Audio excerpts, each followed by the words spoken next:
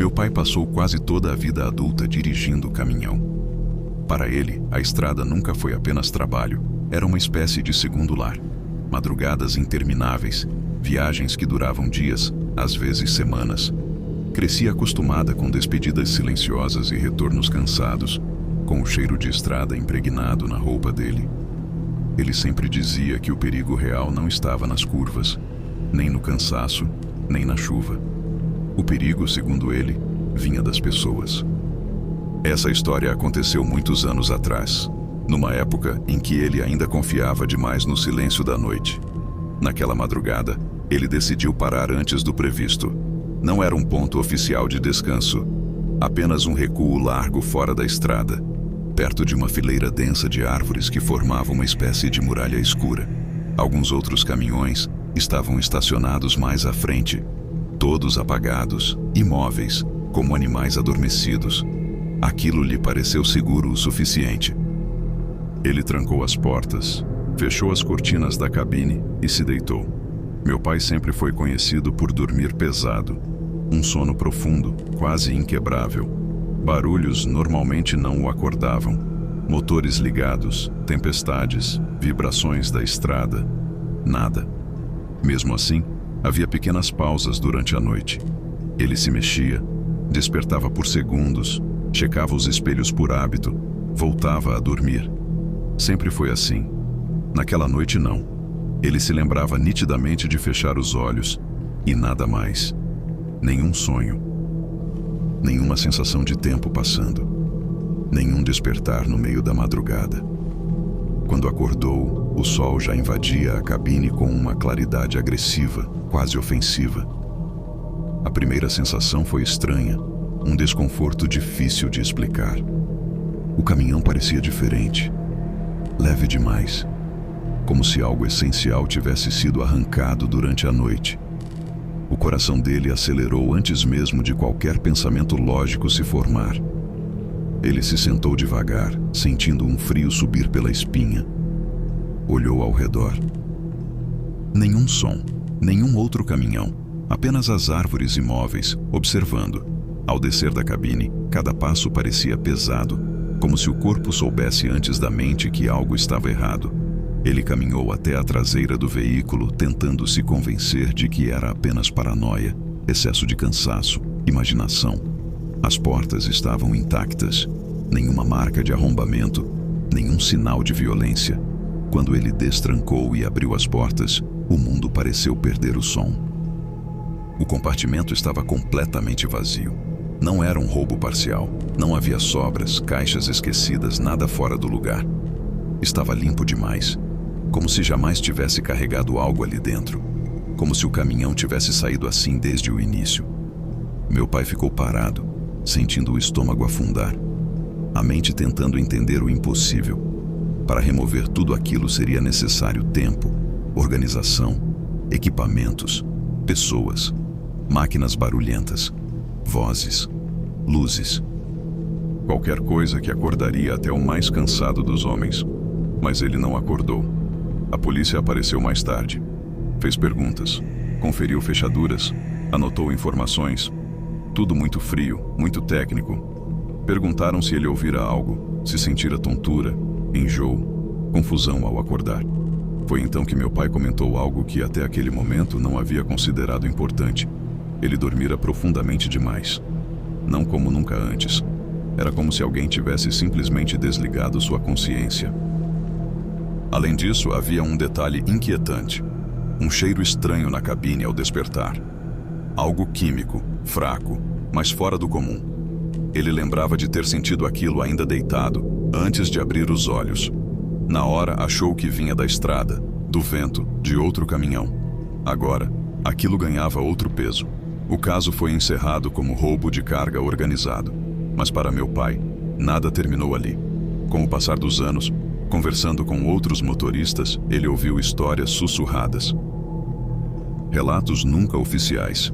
Pessoas que juravam que certas quadrilhas usavam substâncias para manter motoristas desacordados. Não como em filmes, mas algo lento, silencioso, quase invisível. O suficiente para garantir que ninguém acordasse enquanto tudo acontecia ao redor. Ele nunca disse ter provas, mas a ideia nunca o deixou. O que mais o assustava não era o prejuízo. Era imaginar pessoas circulando ao redor da cabine enquanto ele dormia, tão perto que podiam ouvir sua respiração, tão perto que podiam tocar a porta, tão perto que, se ele tivesse acordado confuso, atordoado, talvez nunca tivesse tido chance alguma. Depois disso, meu pai nunca mais parou em lugares isolados. Instalou travas extras, alarmes, mudou hábitos, passou a dormir de forma inquieta, com despertares frequentes, sempre alerta. Preferia locais movimentados, mesmo com o barulho. O silêncio passou a ser seu maior inimigo. Ele nos contou essa história anos depois, numa noite qualquer, como quem confessa algo guardado por tempo demais. Disse que aquele foi o momento em que percebeu o quão vulnerável estava. Não por causa da estrada, nem do clima, nem do cansaço, mas por causa de pessoas que conhecem os caminhos, os horários, as rotinas, e sabem exatamente quando alguém está mais indefeso. E toda vez que ele termina essa história, há sempre um silêncio pesado no ar. Porque todos nós entendemos a mesma coisa. Se aquelas pessoas tivessem querido mais do que a carga, meu pai talvez nunca tivesse voltado para casa.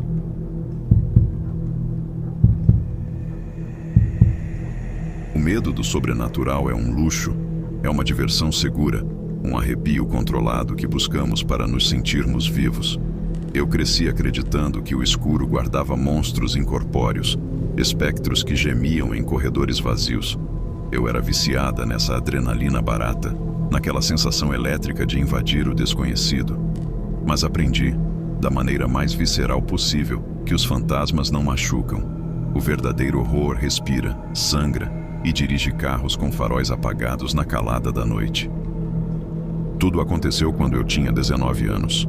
Naquela época, a invencibilidade da juventude era nossa armadura. Eu namorava o Bruno, um rapaz cuja curiosidade mórbida rivalizava com a minha. Nossas noites de sexta-feira não eram gastas em festas ou cinemas, mas sim mapeando o esquecimento. Explorávamos sanatórios abandonados, ruínas industriais e estradas rurais que não constavam mais nos mapas oficiais. Vivíamos caçando o impossível. Naquela noite específica, o ar estava pesado, carregado com a umidade de uma tempestade que se recusava a cair.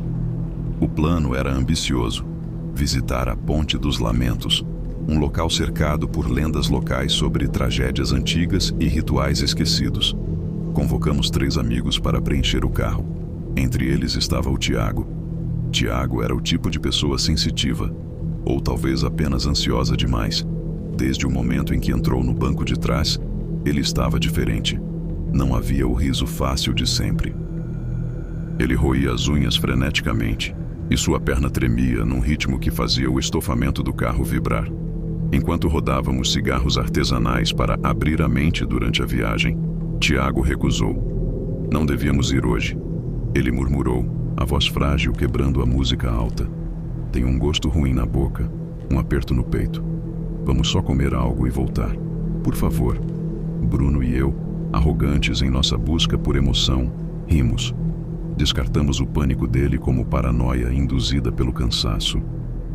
Bruno, no volante, aumentou o volume do rádio, abafando os protestos de Tiago.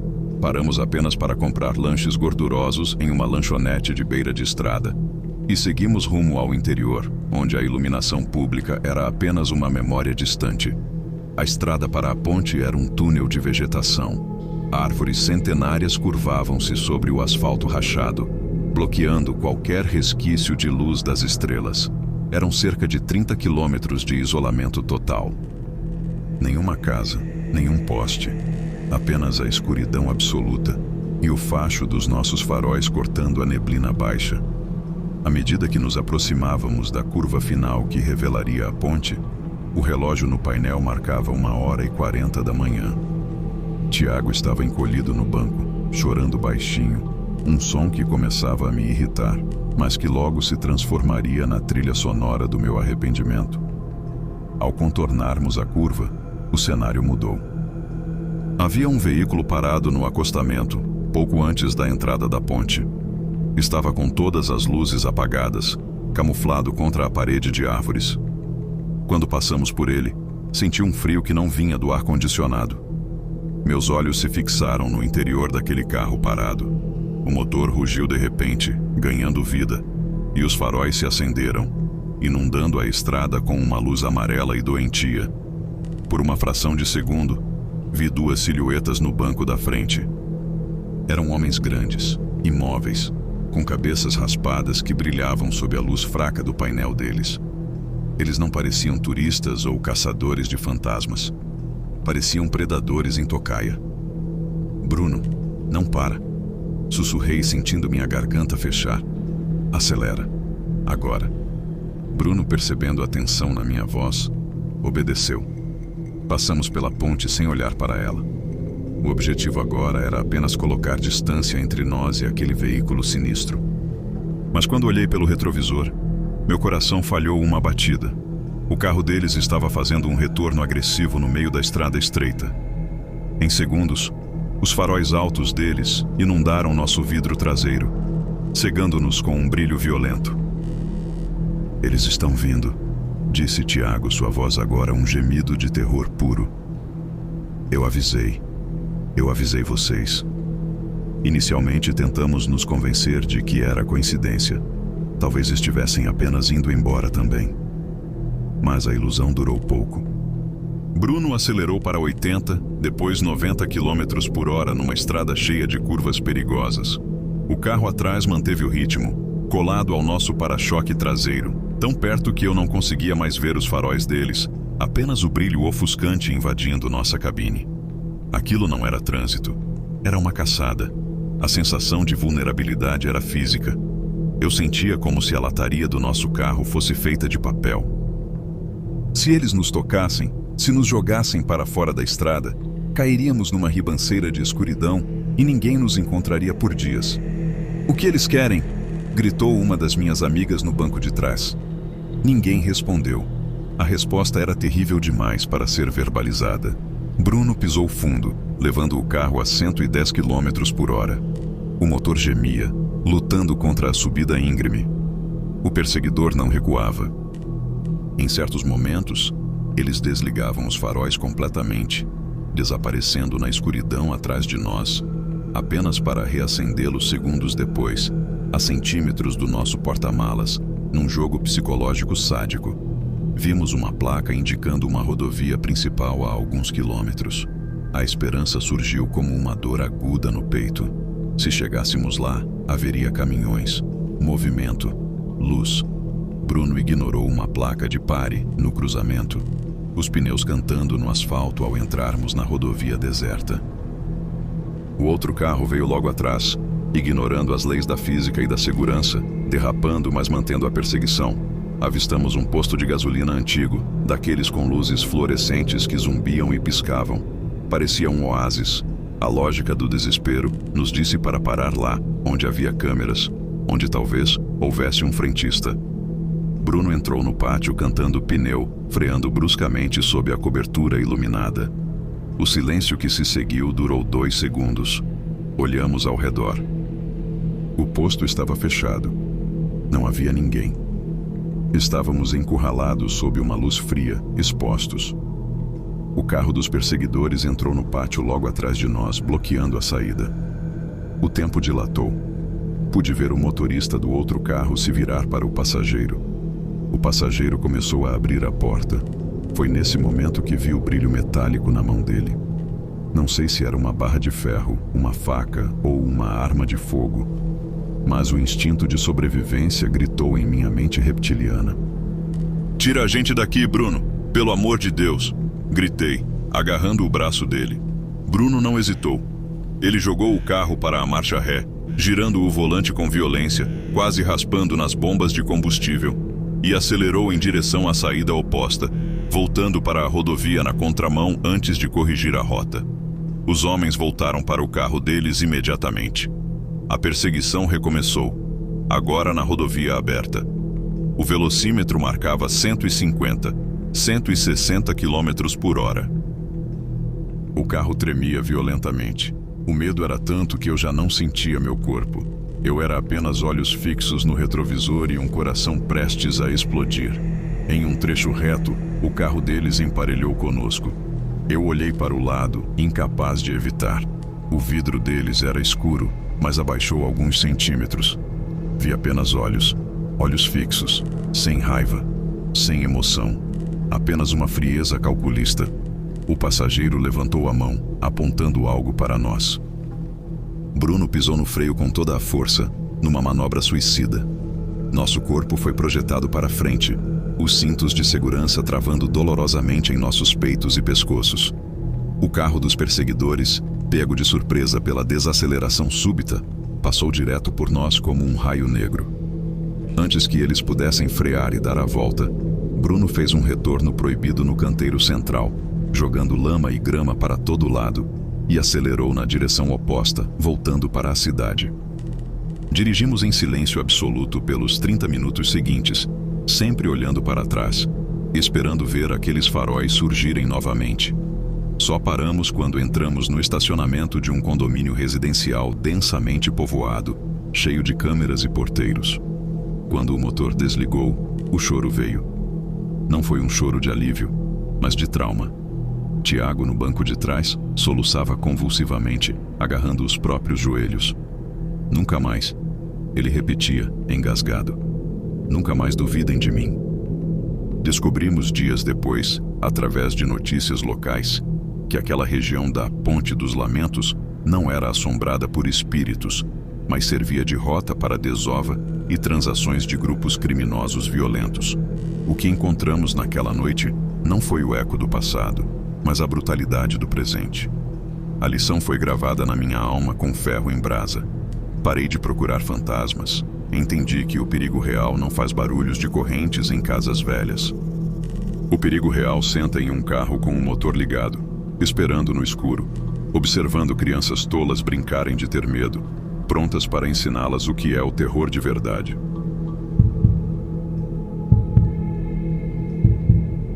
Essa história me acompanha desde a infância.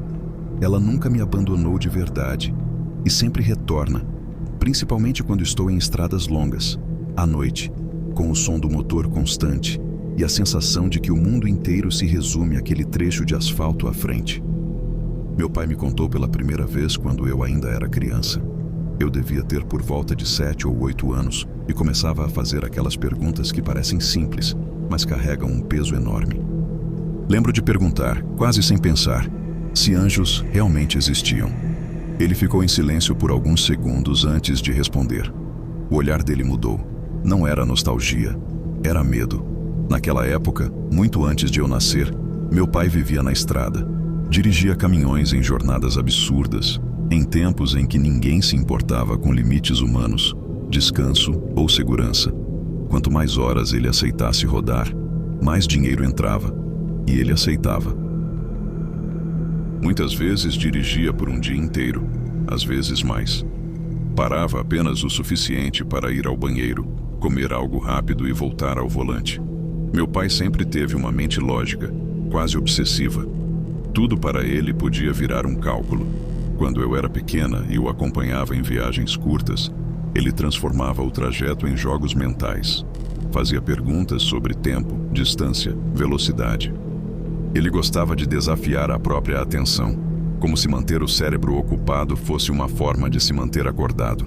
Sozinho na estrada, ele fazia isso o tempo todo. Observava os marcos da estrada, o relógio, a distância percorrida. Criava pequenos problemas matemáticos e os resolvia em voz alta. Aquilo o mantinha alerta. Pelo menos era o que ele acreditava. Até aquela noite. Chovia. Uma chuva constante, irritante, que parecia nunca mudar de intensidade. A estrada era estreita, sinuosa, cercada por escuridão. Não havia acostamento. Não havia lugar seguro para parar. Apenas curvas fechadas e o vazio além do limite do farol. O cansaço veio como uma coisa viva. Pesado. Grudento. Ele tentou tudo. Abriu a janela, deixou o vento gelado bater no rosto. Aumentou o volume do rádio. Mudou de posição no banco. Nada funcionava. O corpo pedia descanso de um jeito quase agressivo, como se cada músculo estivesse conspirando contra ele. Foi então que ele começou a falar sozinho. Criou mais um daqueles cálculos. Disse em voz alta que tinha acabado de passar por um marco específico e tentou prever em quanto tempo chegaria ao próximo, mantendo determinada velocidade. Enquanto falava, o som ritmado do limpador de para-brisa parecia hipnotizar. Em algum momento, ele fechou os olhos. Segundo ele, foi apenas um segundo. Um respirar mais fundo. Um piscar mais demorado. O corpo fez aquele movimento involuntário que todo motorista cansado conhece. A cabeça caiu e voltou num solavanco violento. O ar entrou nos pulmões de forma desesperada quando ele acordou. E então veio o terror.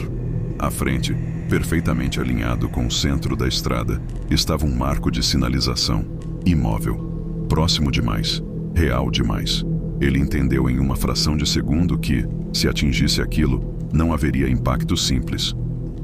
O caminhão seria rasgado, lançado para fora da estrada, e tudo desapareceria na escuridão abaixo. O tempo pareceu se esticar. As mãos dele agarraram o volante com força absurda. Os braços reagiram antes da mente. Ele girou o volante com tudo o que tinha, sentindo o peso do veículo resistir, escorregar no asfalto molhado, ameaçar não obedecer. Por um instante aterrador, ele sentiu que ia perder o controle. Mas não perdeu. O caminhão voltou para a pista. Os pneus gritaram. O coração dele batia tão forte que parecia querer sair do peito. O corpo inteiro tremia. Ele teve que reduzir a velocidade e quase parou ali mesmo, ofegante, tentando entender o que tinha acabado de acontecer. Foi só depois, muito depois, que ele percebeu o detalhe mais impossível de todos. Ele não tinha cochilado por alguns segundos. Ele havia dirigido inconsciente por um trecho longo demais para ser um simples apagão. Curvas, mudanças de inclinação, trechos perigosos. E ainda assim, o caminhão permaneceu na estrada. Até hoje, meu pai jura que dormiu enquanto dirigia por um tempo que não consegue explicar. Que algo manteve o veículo no caminho quando ele não estava mais lá para fazer isso. Quando ele me contou essa história, já adulta, percebi que a voz dele sempre falha no final. Os olhos se enchem de água, não de orgulho, mas de pavor atrasado.